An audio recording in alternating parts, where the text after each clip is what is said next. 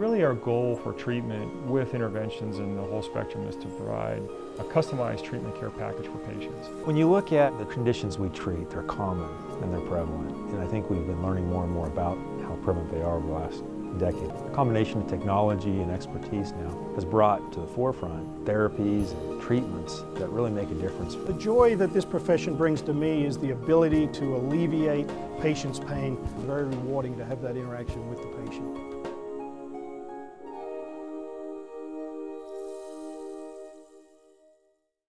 This is Darren Cole, St. George News with Coach Franke after the victory over Legacy 29-14. First of all, congratulations, Coach. And let's talk about, first of all, the first half play defensively. You know, you had that one breakdown where they had the 55-yard run, but other than that, they never got more than 2 or 3 yards per carry. And also talk about the second half as well. Yeah, you know, we knew speed and contain was going to be the two main focuses tonight, and they got an incredible talented back, and they're very physical up front, and this was a great game for us to get ready for the region. You know. Coming out of the second half, you went right back to Bridger, and it seemed to take time off the clock, but also you guys moved the ball pretty well offensively. Yeah, you know, Bridger's going to be a guy we're going to ride, and he makes great plays, and you know, it's one of those things where we just stick with him, and even though we might take a loss here or there, we know we're not going to go away from him. Plus, it's preseason, and we wanted to try some things. So talk about Nephi Sewell plays tonight. Yeah, you know, Nephi is a very special, talented kid, and again, we're really happy to have that Sewell family here at Desert Hills. You know, he's a sophomore kid, finding his own out there, but he makes plays, and you know, he's a very special kid in space. Bridger began the game. It seemed like it was Bridger Cowdin right, Bridger Cowdin left, Bridger Cowdin up the middle, 9-10 yards a pop. Did you guys have the game plan to come out and run right away? Oh yeah, well, our first play we talked about in the locker room, it's going to be wedge. And our second play, if we get 5 yards, it's going to be wedge. And our third play, if we get 5 yards, it's going to be wedge. So definitely if it kept working, we weren't going to change it. We were just going to go. So yeah. After halftime, you guys came back and you started again running the ball. Was that an emphasis at halftime that the coach talked about? Yeah, well, being a preseason game, we want to try everything, running and passing. So we knew the passing wasn't going too hot for us, so we're like, all right, let's go back to what we did the first quarter, which got us up on the points, and we just played our smash mouth football and just ran the ball. Did you guys just plan to grind them down once you got that lead? Yeah, because we're changing to hurry up now. So by the fourth quarter, we're hoping the other team should be more like tired, and us practicing the hurry up, we should be just fine. So them pushing them back and everything, they probably were tired, and my linemen like you said, they did just go off, and then we just started marching the ball. Do you know, I know unofficially we had you for 75 yards in the first half, and we know you got over 100. Do you know how many yards you got for the game? I have no idea. I'm just happy we got the win. Okay, great. I'm with Nephi Sewell from the Desert Hills Thunder after their 29-14 victory over Legacy. Let's talk about the 3 big plays tonight. First of all, let's talk about the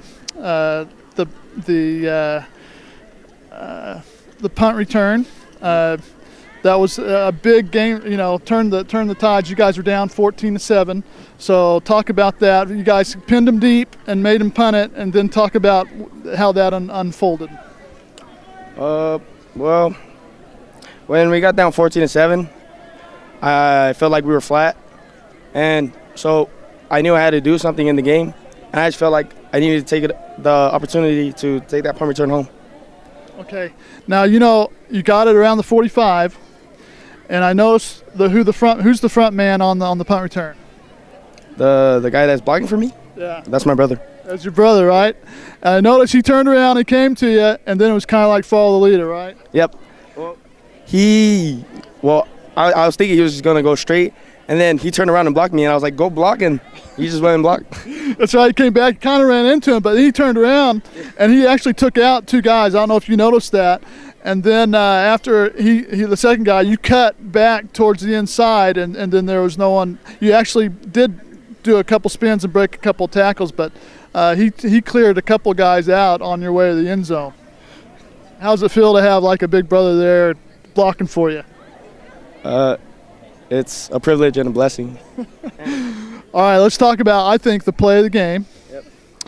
They're now up 14-13, 58 seconds left to go in the half. You think they're either going to down it, but they actually give it to their good back, Lenny Walker, their quick back, who immediately gets 15 yards. Zach Fuchs gets him from behind, and then tell me what happened after that. Well, last game, it happened the same thing when the running back came free, and I know my tackling isn't that well, so every time I get the opportunity to strip the ball, I do, and I always head for the end zone.